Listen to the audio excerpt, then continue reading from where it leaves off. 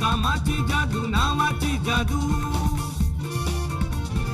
बघूयात यांच्या या हुकमी टेक्यांची दुसरी बाजू दुसरी बाजू दुसरी बाजू. नमस्कार. नेहमीप्रमाणे सह्याद्री वाहिनीवरच्या दुसरी बाजू या कार्यक्रमामध्ये सगळ्या प्रेक्षकांचं मनपूर्वक स्वागत. मी विक्रम गोखले. आज आपल्याकडे जे पाहुणे येणार आहेत म्हणजे आलेले आहेत, हे कधी मराठीतून, कधी हिंदीतून, कधी इंग्रजीतून असं आपल्याशी संवाद असा साधणार आहेत. माझी खात्री आहे की आज आलेले पाहुणे आपल्याला जे काही सांगणार आहेत ते खूप महत्त्वाचं असणार आहे, आपल्याला उत्तेजित करणारं आहे, प्रोत्साहन देणारं आहे अशी माझी खात्री आहे. त्यांना इथे बोलवण्यापूर्वी, त्यांचं इथे आगमन होण्यापूर्वी त्यांच्यावरची एक चित्रफीत आपण पाहणार आहोत. विशिष्ट सेवा मेडल, परमविशिष्ट सेवा मेडल, व्हाईस ॲडमिरल. चौकलात ना? हो, आहेच तसं. ही विशेष बिरुदं आहेत डिफेन्स सर्व्हिसेसची. देशाच्या सुरक्षेकरता एक मिशन म्हणून सेवा करणाऱ्या सैनिकांना त्यांच्या अतुलनीय कार्याबद्दल सन्मानित केलेल्या थोर व्यक्तींची. नॅशनल डिफेन्स अकॅडमी अर्थात NDAमधून विशेष ट्रेनिंग घेतल्यावर नेव्हीमध्ये इंजिनियर म्हणून रुजू झालेले व्हाईस ॲडमिरल IC राव. नेव्हीमधून निवृत्त झालेले IC राव यांनी त्यांच्या सेवा काळात बहुमूल्य अशी कामगिरी केली आणि विशिष्ट सेवा मेडल, परमविशिष्ट सेवा मेडल मिळवलं. दुसरी बाजू या कार्यक्रमातून जाणून घेऊया त्यांच्या कार्यकाळात त्यांनी मजबूत केलेली बाजू. तेव्हा स्वागत करूया व्हाईस ॲडमिरल IC राव, नेव्ही यांचं. राव साहब, आइए, वेलकम, प्लीज कम. आपने हमारा ये प्रोग्राम देखा है कभी?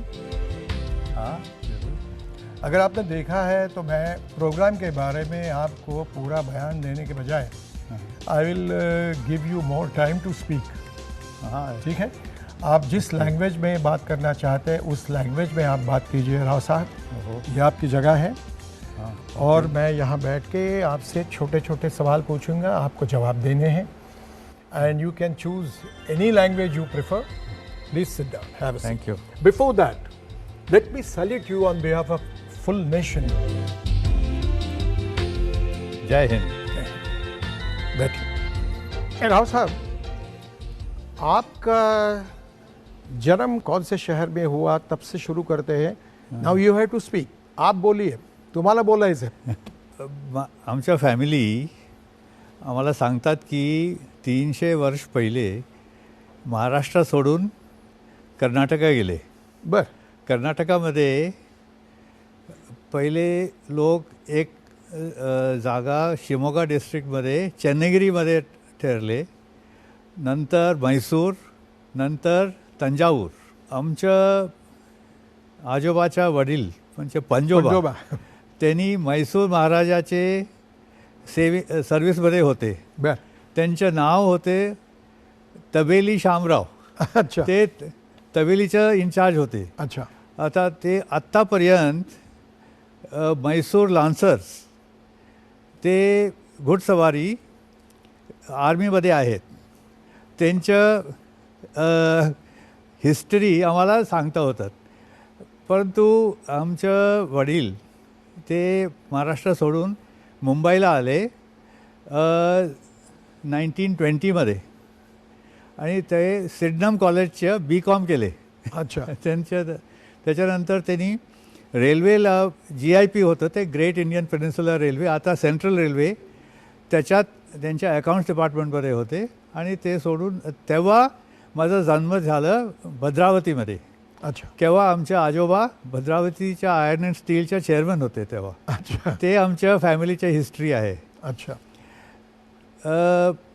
आमच्या वडील रेल्वे सोडून मुंबई पोर्ट ट्रस्टमध्ये 1941मध्ये शिरले. त्याकरता माझं स्कूलिंग समजा मुंबईमध्येच झालं. आम्ही पांच गार्डन, माटुंगाच्या पांच गार्डन आहे तिथे राहतो होतो. आणि तिथून माझं फर्स्ट स्कूल बालक मंदिर होते माटुंगामध्ये. मराठीचं तेव्हा मराठी शिकलो.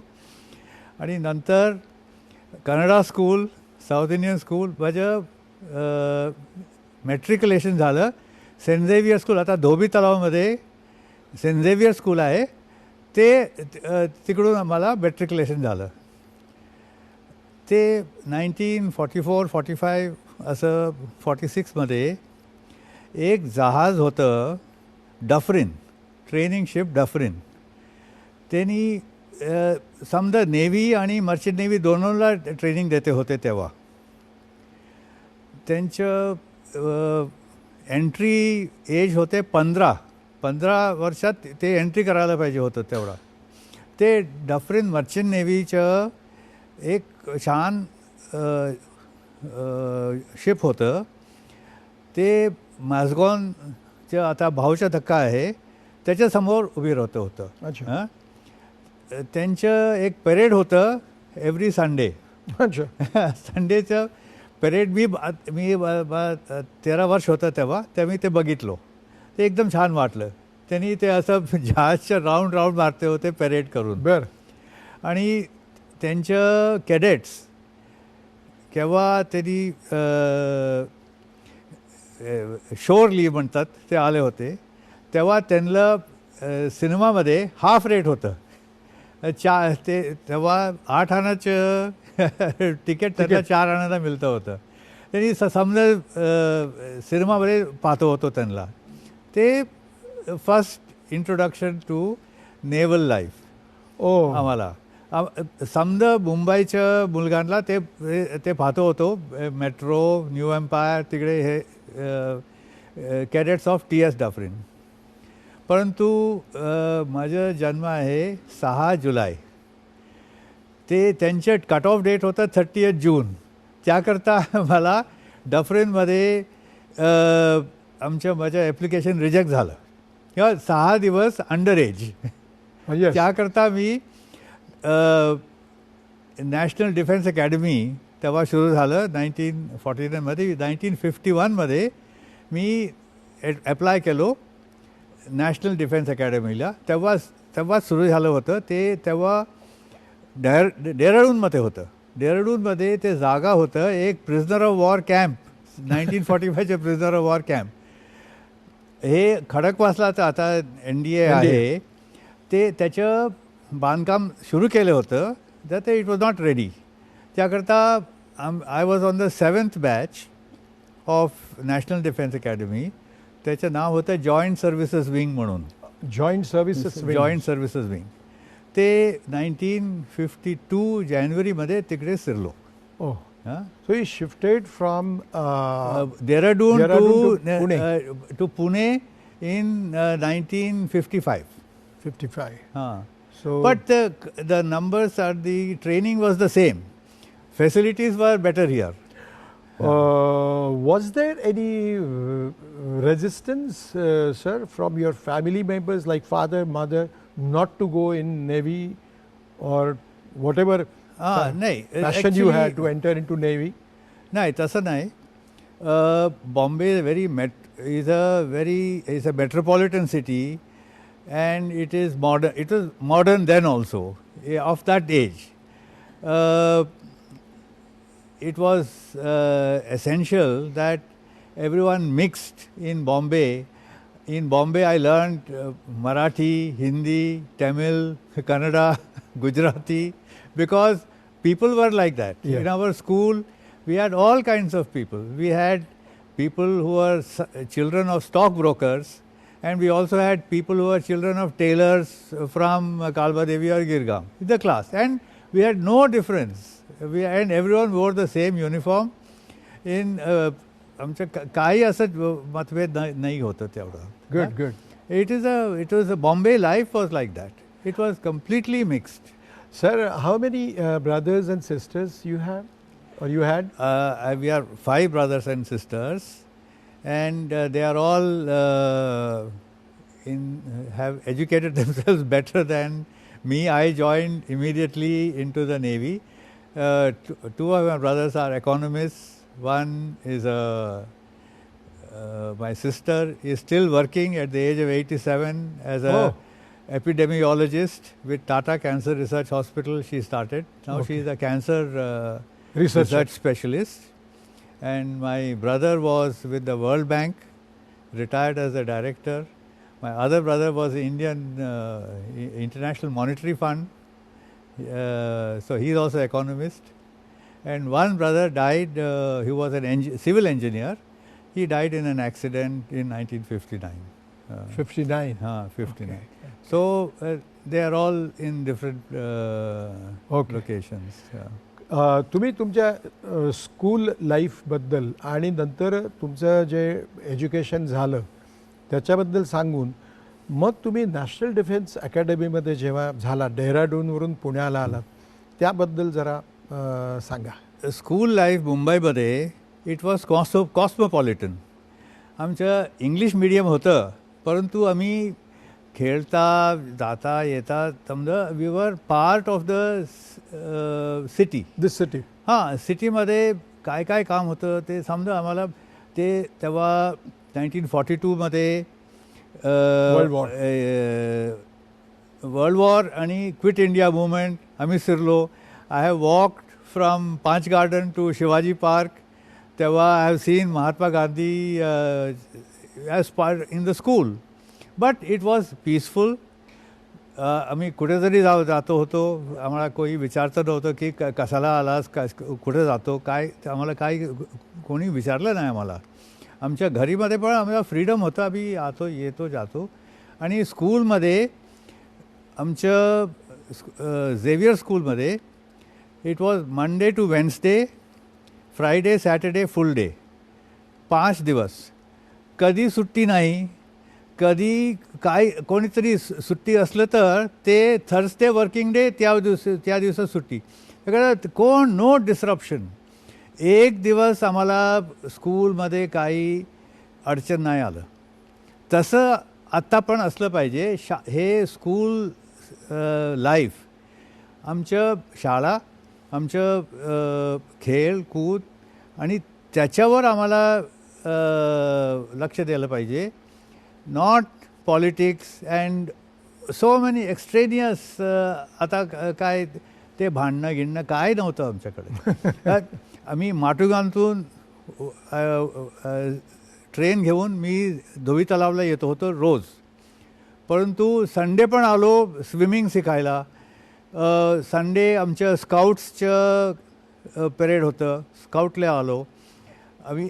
NCC. मला सुरूपासून युनिफॉर्म पसंत होतं. ते काहीतरी स्काउट्सचे युनिफॉर्म, नाहीतर NCC युनिफॉर्म, आणि नंतर NDAचे युनिफॉर्म, आणि नंतर नेव्हीचे युनिफॉर्म. 40 वर्ष झालं मला त्याकरता युनिफॉर्म. आपण एक छोटीशी ब्रेक, विश्रांती घेणार आहोत. त्याच्यानंतर आपण पुढच्या प्रश्नाकडे जाऊया. मित्र हो, ज्यांनी अत्यंत मोठे असे पराक्रम गाजवून परमविशिष्ट सेवा मेडल आणि अतिविशिष्ट सेवा मेडल मिळवलेले आहेत, असे आजचे आपले पाहुणे व्हाईस ॲडमिरल रिटायर्ड IC राव, इंडियन नेव्हीमधून. तर त्यांच्याशी आपण गप्पा गोष्टी करतो. कुठे जाऊ नका, बघत राहा दुसरी बाजू. पुन्हा एकदा सगळ्यांचं मनपूर्वक स्वागत विश्रांतीनंतर. रावसाहेब, शाळेच्या नंतर म्हणजे तुम्हाला पॅशन होतं ड्रेसचं. It was very impressive thing that you always look for. तर तुम्ही शाळा पूर्ण झाल्यानंतर 11वी मॅट्रिक झाल्यानंतर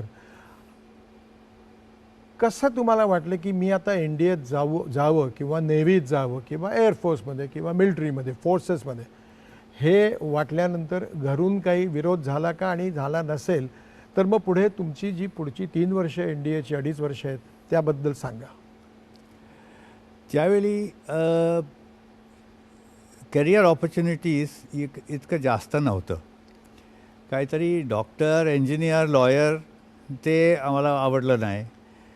ते बाकी होतं आता नेव्हीमध्ये, क्योंकि आमच्या वडील मुंबई फोर्ट्रसमध्ये होते. आम्ही आतच होतो. ते डफरीन बघितलो. आणि 1949मध्ये मी INS दिल्ली येऊन बॅलट पेअरवर उभी राहिलं. तेव्हा आम्ही बघितलो की इट इज अ क्रुझर. आता मशहूर क्रुझर होतं आणि काय शान होतं ते, एकदम शायनिंग समजा. तसं आम्हाला वाटलं की this is the correct career for young people in Mumbai. अच्छा. INS Delhi was a fantastic cruiser which was shining, and it had arrived in Ballard Pier. तर ते त्याच्यानंतर NDAचं ॲडव्हर्टिजमेंट येतं होतं. अच्छा. आणि then there was a UPSC exam, ते pass केलो. Then there was a services selection board. 7 days interview होतं तेच. हां, मंडे टू सॅटर्डे इंटरव्ह्यू. ते बेंगलोरमध्ये आता सर्व्हिसेस सिलेक्शन बोर्ड आहेत. बेंगलोर, भोपाळ, अलाहाबाद असं आहे. हां, ते is one of the best selection systems till today. तुम्ही जाऊन तिकडे राहायचं. त्यांनी सायकोलॉजिकल टेस्ट घेतात, physical test, obstacle course, group discussion, interview समजा घेतात आणि तेव्हा डिसाईड करतात की you are fit for the service. ते पास झाल्यानंतर आम्ही देहराडूनला गेलो. आता ते NDAचं सिस्टम तेव्हा सुरू झालं की there is no excuse for anything that cadet has to do. काहीतरी चूक झालं तर विचारतात काय झालं, नो एक्सक्यूज सर, तेवढंच. असा हे आता आज एक्सक्यूज देतात, हे झालं ते झालं असं काय. No excuse is accepted anywhere.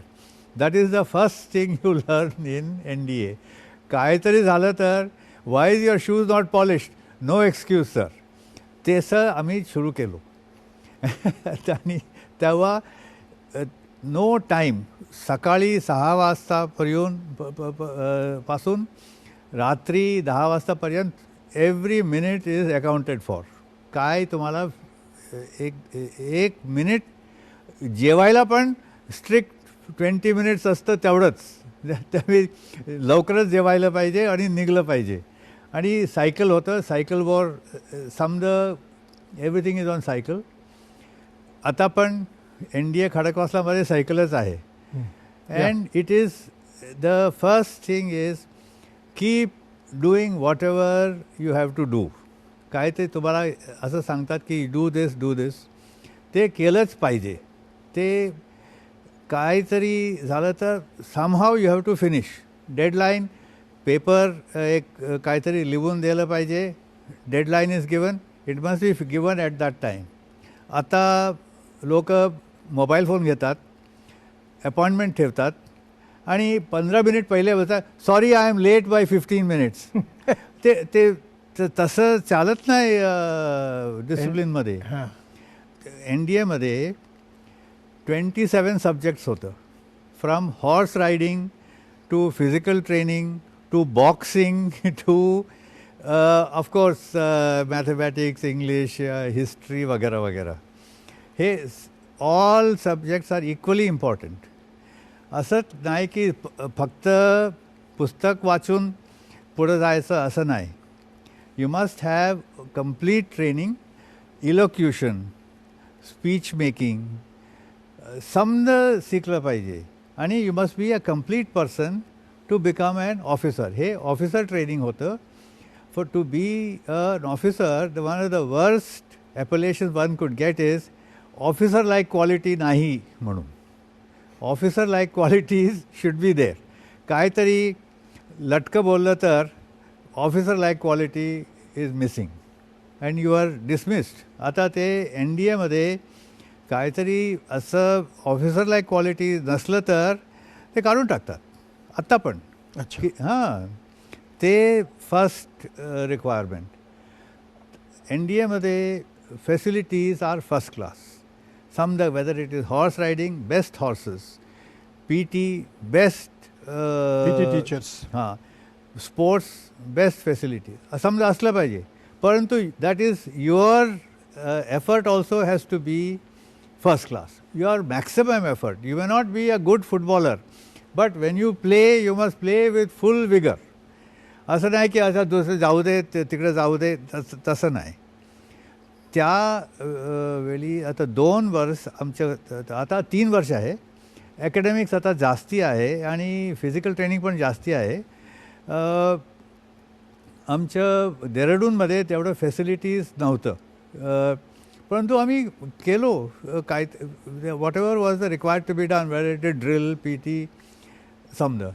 आणि the management is the cadets own management. कॅडेट्सच्या कॅडेट कॅप्टन असतात, कॅडेट अंडर ऑफिसर असतात. तसंच some the discipline is enforced by the cadets themselves. Officers दूरतून बघतात तेवढंच. आमचं पूर्ण life cadet captain, cadet sergeant, cadet appointments म्हणतात त्यांनीच बघते होते. आणि इन्क्लुडिंग फॉलेन ड्रिल समजा. अँड ते ज्युनियर कमिशन ऑफिसर JCOs ते सुभेदार समजा एकदम best selected JCOs were there as instructors. आणि आम्हाला ते विचार करायला टाईम नाही. एकदम पळत समजा काम पळत करत येत होतो आम्ही. त्याकरता ते 2 वर्ष कसं गेलं आम्हाला मागं बघितलं तर तेव्हा पण अरे मी केलो का हे एवढं उंच चढलो का मी असं वाटतं तेव्हा. It's a very tough training. I know. ते झाल्यानंतर आम्हाला कॉन्फिडन्स येतं की आता आम्ही करू शकतो. जंगलमध्ये वॉक असतं, पाणीमध्ये डुबकी मारायचं समजा. आम्ही एकदा केलो 2दा केलो तेव्हा आम्हाला everything is done in a routine fashion. नाही की आता हे तुम्ही ते इथून जंप केले अरे दिस इज व्हेरी डिफिकल्ट. नाही समजा every cadet has to do it. No argument. Cross country 5 kilometre पळायचं असलं तर ऑल द कॅडेट्स डू. असं नाही की आता इथे शाळेमध्ये एक टीम 10 जण टीम घेऊन त्यांना ट्रेनिंग करून त्यांना म्हणतात आम्हाला क्रॉस कंट्री करायचे. तसं नाही. NDAमध्ये समजा 1500 कॅडेट्स असलं तर all 1500 cadets will run for the cross country race. So that is the training that is required. समजांना it should be equal training so that nobody is left behind. Training full कॅरियरमध्ये full लाईफमध्ये आम्हाला ते उपयोगाला देतो. ताकद देतो, उत्साह देतो. क्योंकि आय हॅव डन इट. आपण पुन्हा एकदा एक छोटीशी विश्रांती घेऊया. Small break. मित्रांनो, आपण अशा व्यक्तीशी आज गप्पा गोष्टी करतो. Mister IC Rao, vice admiral, ज्यांनी गॅलंट्री अवॉर्ड्स मिळवलेली आहेत, ज्याच्याबद्दल ज्याला DVSM म्हणतात, PVSM, AVSM, परमविशिष्ट सेवा मेडल आणि अतिविशिष्ट सेवा मेडल असं मिळवलेल्या एका अत्यंत मोठ्या माणसाबरोबर आपण गप्पा गोष्टी करतो आहोत. त्यांच्याकडून कितीतरी ऐकण्यासारख्या गोष्टी आहेत. कुठेही जाऊ नका, बघत राहा दुसरी बाजू. सर्वांचं पुन्हा एकदा मनपूर्वक स्वागत दुसरी बाजूमध्ये. व्हाईस ॲडमिरल मिस्टर राव यांच्याबरोबर आपण बोलतो आहोत.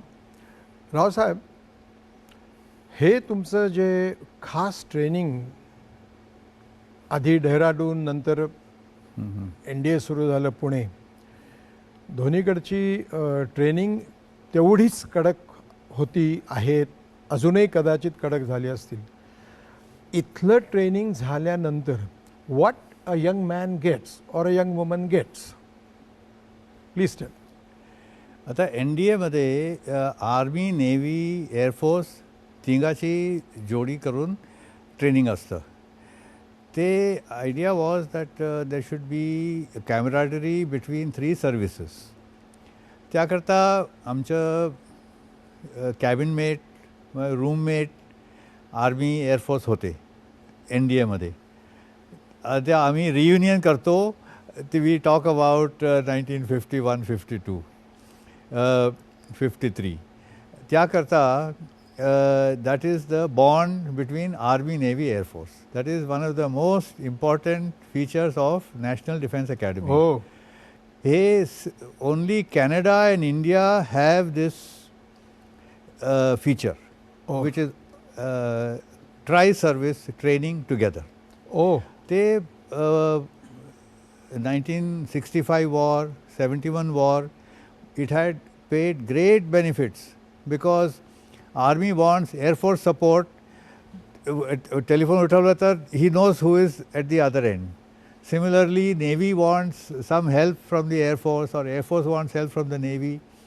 हे jointmanship म्हणतात ते it was inculcated from National Defence Academy. परंतु professionalism म्हटलं तर after NDA we come to the Navy. Navy मध्ये it is a different service. आम्ही आमचे मित्र आहो Army, Air Force, परंतु our life is quite different. आमच्या नेव्हीमध्ये आम्ही जहाजमध्ये आहो, कॅप्टन आणि कुक आणि मेकॅनिक समजा एकच जहाजच आहेत. दे ऑल सिंक और स्विम टुगेदर.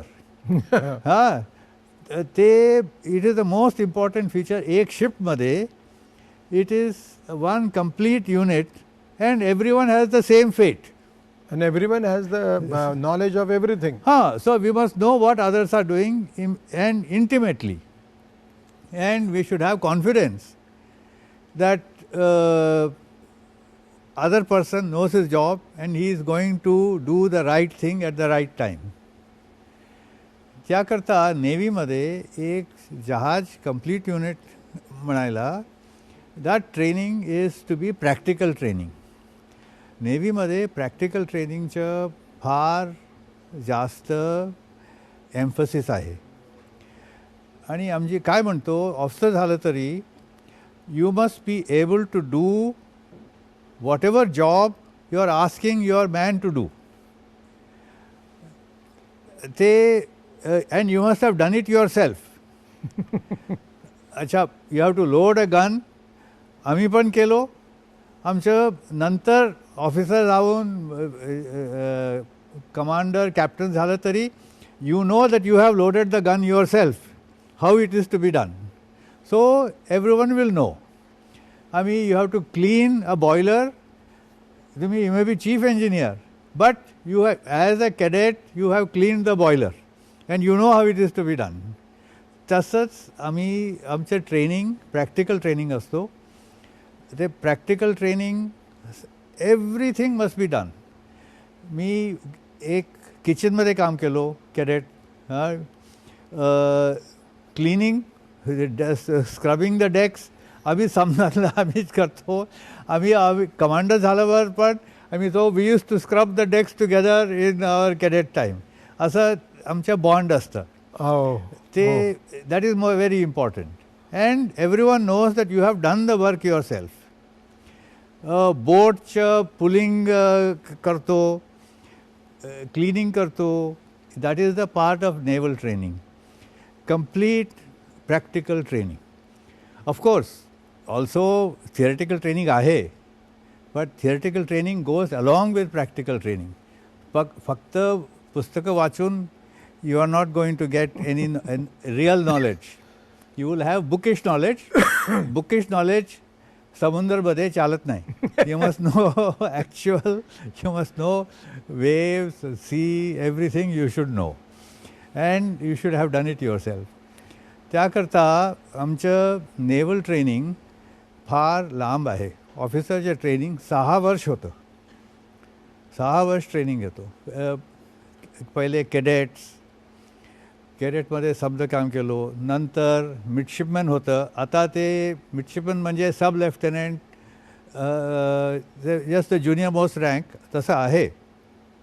परंतु मिडशिपमॅन काहीतरी काम देतात त्यांना. All unusual work is also given to the midshipman. आता जहाजमध्ये कसं तरी काम येतच असतं. काहीतरी दुर्घटना होतं, काहीतरी काहीतरी Rough sea. पडतं का उडतं असं everything has to be done by midshipman must also learn. Madam, all the people, they must remember that every time the sea will not be calm. Rather, many times it will be very rough sea. So in that conditions, how to work is to be understood by everyone. How to cooperate and also see the environment, sea environment, you have to understand. It is a very hard and harsh mistress, the sea. It has no compassion for anybody who makes a mistake. It has no sympathy for people who forget to tie a rope or to tie rough sea something. never rough sea never accepts bribes. In Bombay, you get the monsoon, you see how the sea is very tough. So that is one aspect. But in the Navy, it is a very technical service. The technology in the Navy is very, very advanced. Can you please tell me in couple of sentences what is the difference between the Merchant Navy and the Indian Navy, the forces, in short? Merchant Navy and Indian Navy दोघी समुद्रामध्ये काम करतात. The environment is the same. We have to face the weather, the sea, the various vicissitudes of life at sea. In the Merchant Navy, they have to concentrate on efficiency, minimum cost, cargo handling, and timely navigation across the world. And they must do it safely and as per the very strict regulations which are regulating the Merchant Navy. It is a very tough job and it has to be done day in and day out in a particular way. Indian Navy, our job is to prepare for war. We have to operate weapons, we have to operate the machines, the machinery, and it is a highly technical service with electronics, with mechanical systems which are very advanced, and we have to have a lot of training to be perfect in our each one in his own job, so that at the time of war things work perfectly. For that we have to practice and practice and practice with exercises, with various what we call evolutions, and this requires a lot of planning, skill, and dedication to your job, which is varying all the time. There is no constant factor in preparation for war. We have to keep upgrading every year. We have to have our ships faster, stronger, more stealth features, more weapons, better tactics, better strategy. This we have to keep updating so that the other navies of the world, our other future adversaries, we have to be better than them. When a ship leaves Mumbai Harbour, the territorial waters is only 12 nautical miles. Moment you are outside 12 nautical miles, your neighbors are the rest of the world, not only our land neighbors. The neighbors from all over the world are present in the Indian Ocean. At any given time, there are more than 100 warships of different navies in the Indian Ocean, and we have to be guarded against each one of them. This is a very big task for the Indian Navy, because we are in a world encompassing environment within 1 hour of leaving Mumbai Harbour. 1 hour. Oh, 12 nautical miles at Yeah. the most, maximum 1 hour you are outside. So, when we go out, we have to be prepared as if we are For any at situation. any situation.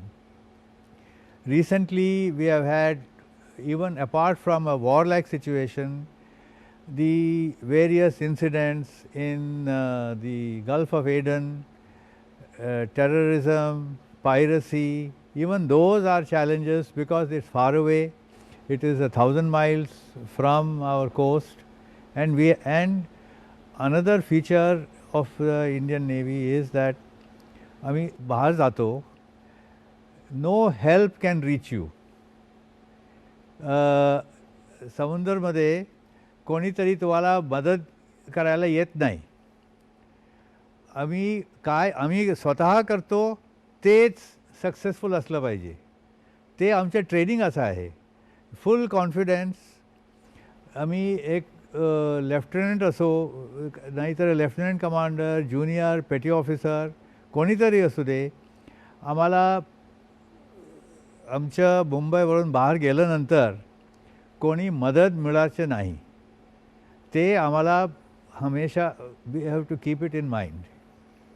ते that gives you more confidence when you go out, that you have to do it yourself. आम्हाला काय हे spanner विसरलो या काहीतरी काय हे spare part नाही आमच्याकडे, ते एक्सक्युजेस चालत नाही.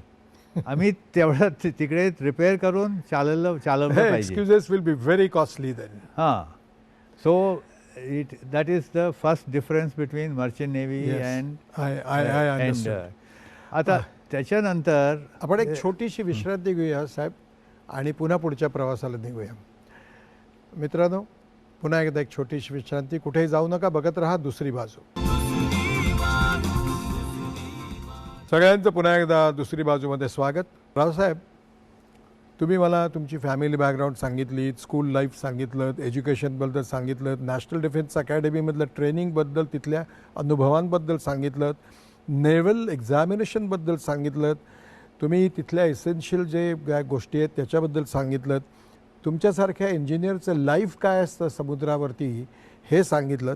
नाव I want you to tell me what is your contribution in war in 1971 and how you and why you got the gallantry awards like Ativishishta Seva Medal and Parama Vishishta Seva Medal. The work of a naval officer, naval sailor is preparation for war.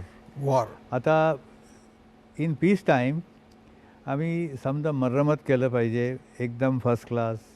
त्याचं testing केलं पाहिजे, त्याचे exercise केलं पाहिजे, आणि preparation for war is the main activity. Always be alert. हां, alert. ते त्याच्यात आमचं एफर्ट्स असं असतं की we have to imagine we are at war and practise all the activities every day. No, as per a programme. Okay. First, simple exercises. आता when we come out of a refit, आता बरोबर करून आम्ही बाहेर आलो तेव्हा simple exercises, then more difficult, then actual warlike situation आम्ही create करतो, आणि ते warlike सिच्युएशनमध्ये full speed, full power, firing all your weapons, searching for the enemy, हे समजा प्रॅक्टिस केलं पाहिजे ना. ते आम्ही करतो. आम्ही 71मध्ये आम्ही एक जहाजमध्ये होतो, INS त्रिशूल. ते आमचं प्रिपरेशन झालं, आणि 71मध्ये वॉरच्या पहिले मला ट्रान्सफर झालं. I was in the dockyard for during the period of the war to make preparations for the war. आमचं जहाज कराचीला गेले, त्यांनी वापस आले, परत त्यांचं मरम्मत केलो, परत गेले, परत आले, असं 2दा. हां, ते प्रेपरेशन INS त्रिशूलच्या त्याला मध्ये I helped in that. That is the contribution of the dockyard for the war. समुद्र जहाजला तयार केलं पाहिजे. तयार करून त्यांनी बाहेर जातात आणि ते must have full confidence that when they are in a warlike situation, everything will work perfectly. That is the sometimes 20 years effort is required for that one occasion in war. Oh, तेवढं आम्ही planning करतो, काहीतरी practice करतो, असंच केलं पाहिजे, how to fire, how to go at high speed, how to go at all do's and don'ts. All do. नंतर in if you ask for my awards, 82. in 1967 we acquired submarines. The submarines refits and repairs is much more difficult than for the regular surface ships. ते आमचं repair work काफ़ी ते अडचण होतं. ते spares रशियाकडून नाही मिळालं. ते आमचं ट्रेनिंग जास्त होलं पाहिजे. मी विशाखापट्टणममध्ये होतो तेव्हा आमच्या रिपेअरीला काहीतरी अडचण आलं. ते वेल्डिंगचं प्रॉब्लेम झालं. ते वेल्डिंगचं प्रॉब्लेम आम्ही सॉल्व केलो एक टीम करून. आम्ही 24 आवर्स राऊंड द क्लॉक काम करून आम्ही ते इलेक्ट्रोड तयार केलो आम्ही. त्याच्याकरता मला हे अतिविशिष्ट सेवा मेडल ते मिळालं. नंतर तिथून आम्ही ते बॉम्बे डॉकयार्डमध्ये होतो. ते केव्हा मला प्रमोशन मिळून व्हाईस ॲडमिरलचं पद मिळालं तेव्हा because of the service of 30 years, Long service, परम विशिष्ट सेवा medal.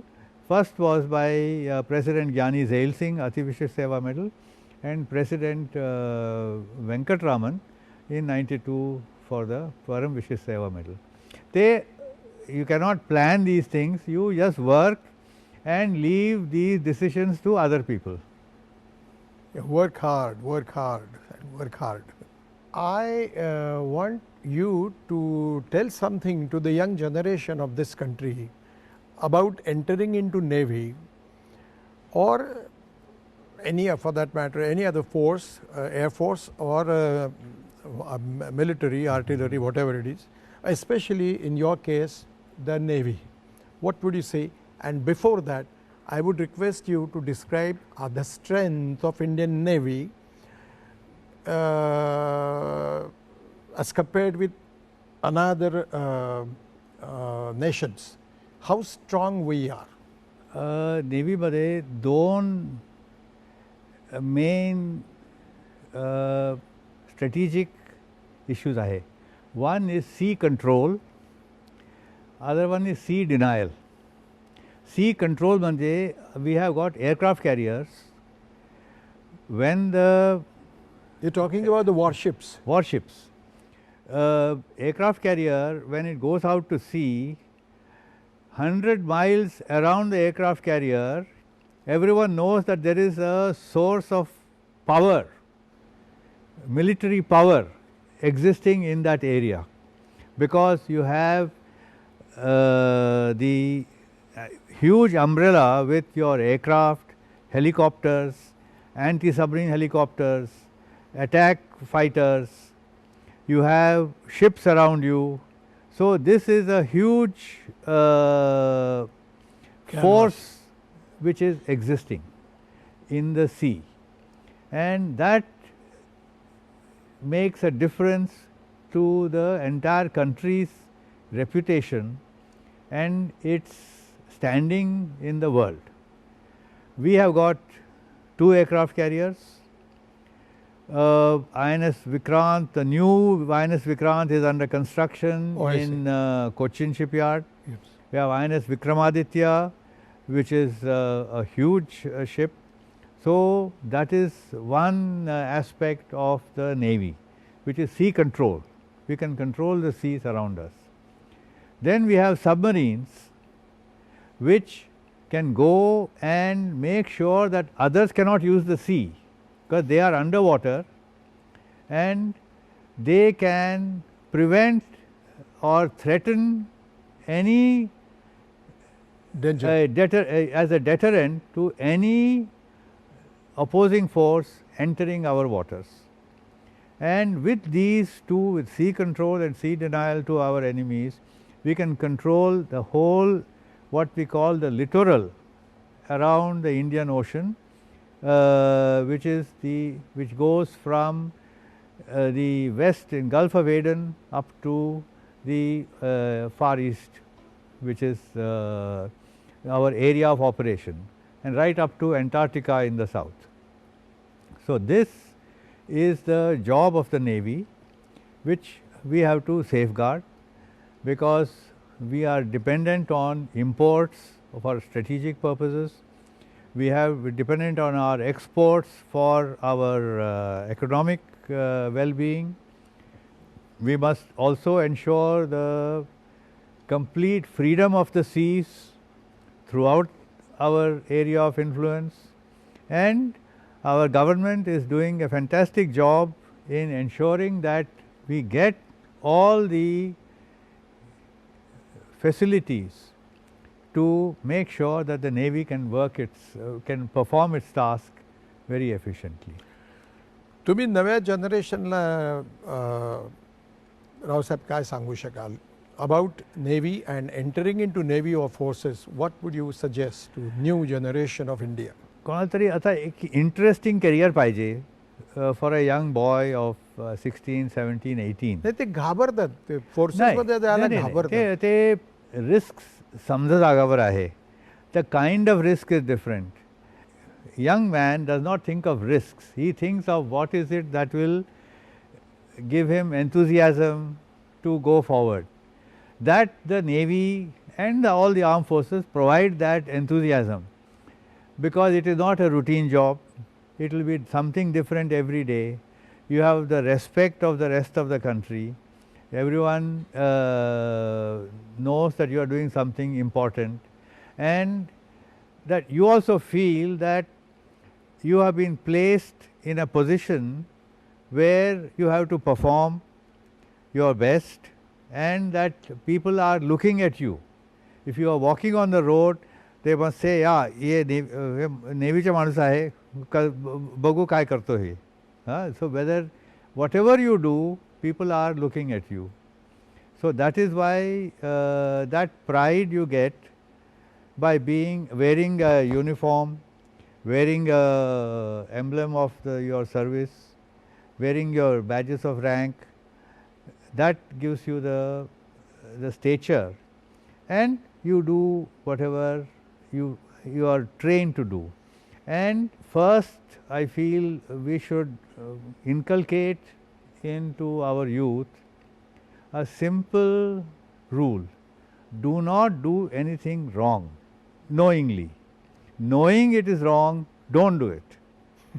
Don't do anything wrong. If you keep telling yourself, don't do anything wrong, that will make you successful, at least to yourself. You may not succeed in the eyes of others, maybe, but you will feel satisfied that I have not done anything wrong.